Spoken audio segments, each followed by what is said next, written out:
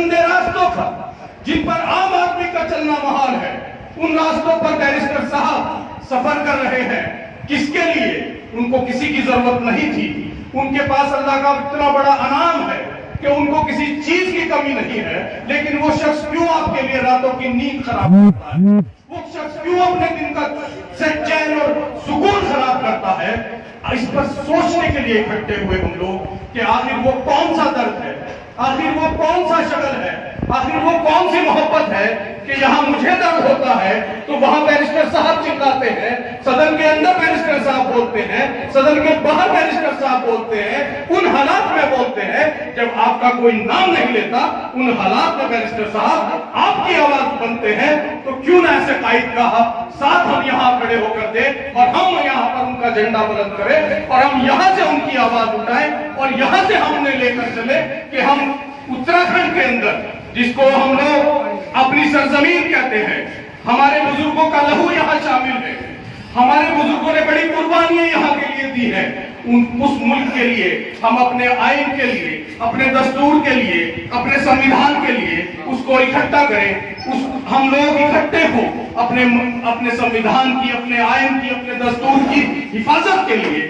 जिस दस्तूर पर यह मुल्क चलता है, उस दस्तूर की हिफाजत के लिए बैरिस्टर साहब दिन रात एक किए हुए हैं।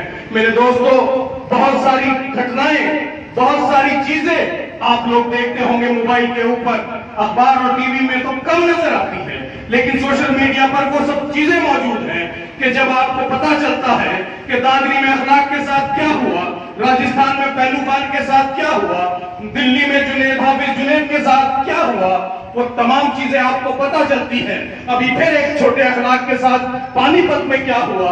दोस्तों, नफरतें कहां पहुंच गई, नफरतें कहां आ गई कि उस शख्स के हाथ पर, उस मासूम 18-19 साल के जवान के हाथ पर 786 लिखा था तो आरा मशीन से काट दिया। मेरे दोस्तों, इसको गौर करो कि नफरतें कहां पहुंच गई। उसकी वजह सिर्फ ये है कि हमने मोहब्बतें बांटनी बंद कर दी और नफरतों का बाजार तमाम जगह लग गया। चूंकि हम लोगों के पास अपना कोई सियासी घर मौजूद नहीं था, इसलिए हमारी मोहब्बत लोगों की नजरों में नहीं आ सकी।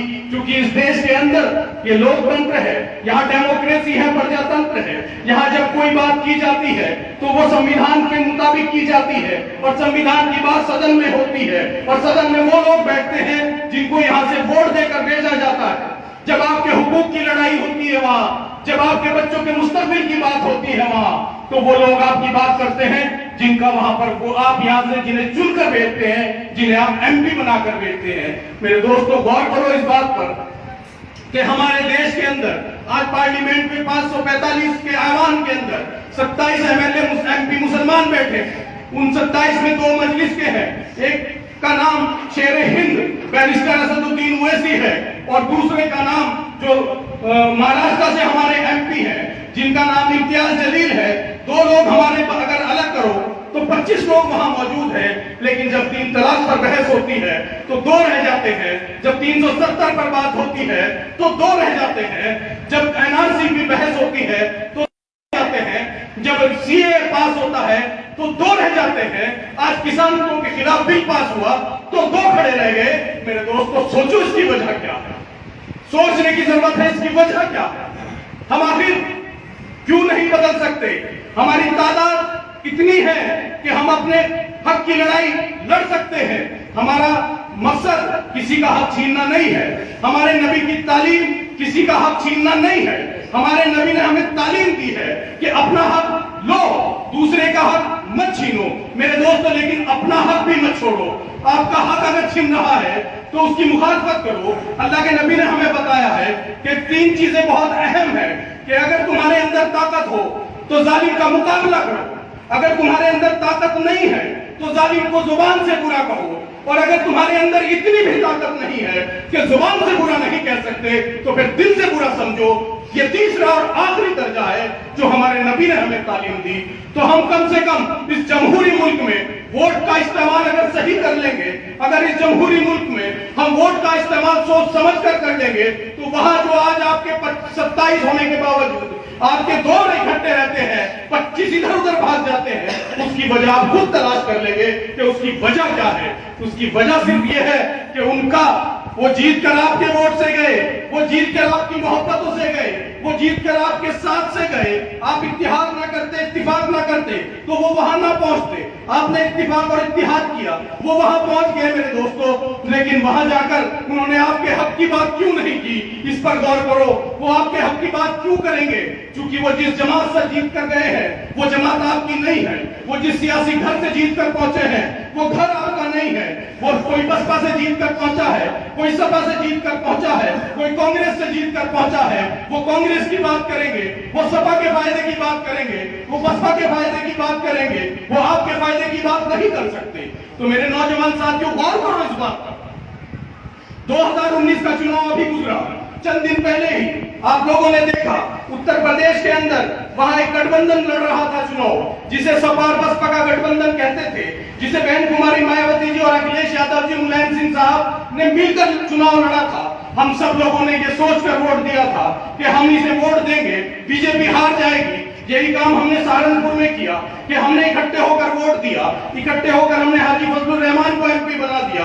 उसके बाद हम बिजनौर पहुंच गए, बिजनौर में मलूक नागर को हमने वोट दिया, सपा और बसपा के गठबंधन को। मलूक नागर जीत कर चले गए, एसटी हसन मुरादाबाद से जीते, अमरोहा से शफीकुर रहमान बख्श साहब संभल से जीते, अमरोहा से कुंवर दानिश जीते। ये सब आपके इत्तिहाद के बदौलत वहां पहुंचे। लेकिन मेरे दोस्तों, जब इनके पहुंचने के बाद वहां एनआरसी का बिल पास हो रहा था, जिसपे मेरी और आपकी गर्दन कटने के लिए तैयार थी, तब इनसे पूछो ये कहां खड़े थे? ये वहां क्यों नहीं बोले? ये वहां से वॉकआउट क्यों किया इन्होंने? क्यों ही भारतीय जनता पार्टी के साथ खड़े हुए? ये बसपा के भी एमपी मौजूद थे, सपा के भी एमपी मौजूद थे, कांग्रेस के भी एमपी मौजूद थे। फिर इसकी वजह क्या थी?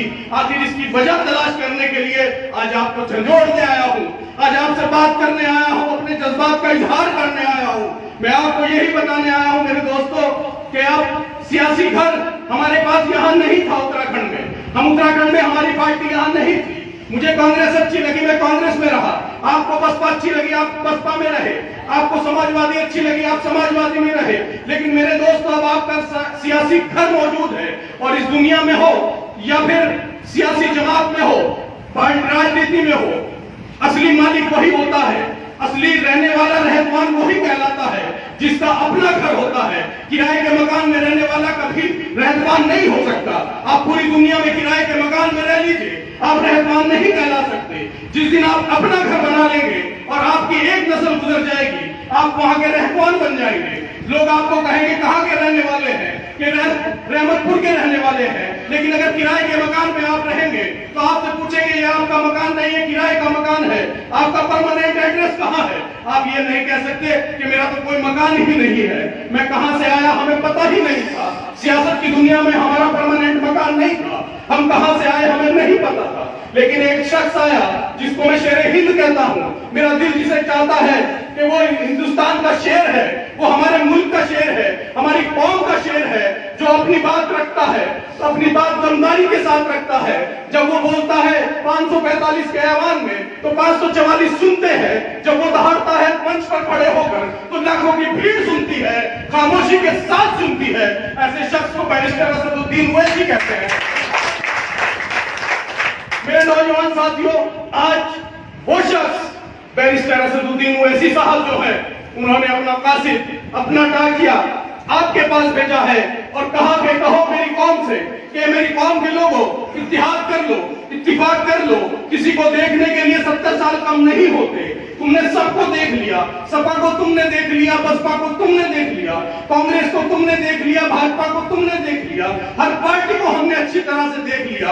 और 5 अगस्त पर अभी जो फैसला आया और उसके बाद निर्माण कार्य शुरू हुआ, हर पार्टी के लोगों ने आपके साथ, आपके सामने जो कहा वो आपके सामने आईना है। उस आईने में उस पार्टी का चेहरा रखो और उसके बाद फैसला करो कि हमें किस पार्टी के साथ जाना है। बैरिस्टर असदुद्दीन ओवैसी साहब का बयान भी 5 अगस्त के हर टीवी चैनल पर चला है, हर टीवी डिबेट में रहा है। आप उनको उठाइए, उस बयान के आईने में अपने आप को रखिए और उस बयान के आईने में कांग्रेस को रखिए, उस बयान के आईने में सपा और बसपा को रखिए। आपको नजर आ जाएगा उनका चेहरा कि उनके चेहरे पर क्या लिखा है, उनके चेहरे के अंदर क्या है, उनके दिलो दिमाग में क्या है, वो क्या सोचते हैं आपके बारे में, वो क्या समझते हैं आपके बारे में। मेरे नौजवान साथियों, गौर कर लेना उस बात पर, उस डिबेट पर जिसे हमने 70 साल से वोट दिया।